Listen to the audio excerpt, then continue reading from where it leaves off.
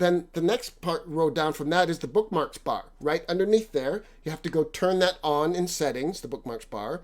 But those are things you use not as much as the open tabs, but almost as much. Maybe your banking info is on there. Something you use once a week. Things you use every day on the tabs, permanent tabs. Things you use every week on the bookmarks bar. And then there's a place you can put temporary stuff, the reading list. It's in the upper right-hand corner. It's a little square icon that's half white and half not white.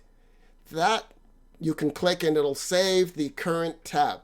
Now, the problem is when people do that, they just keep adding them and you've got 100 on there. Although I'm not sure Google lets you do that. The idea with these tools that are temporary is, okay, I'm going to save that there until I have somewhere else to put it. Maybe I'm going to save it to Google Keep. Maybe I'm going to save it to Evernote. Maybe I'm going to send it to somebody later. But it's really important to manage these things and so that you don't end up with 100 stuff on there. So once you've done whatever it is you do with that quick save, then you get rid of it in your reading list.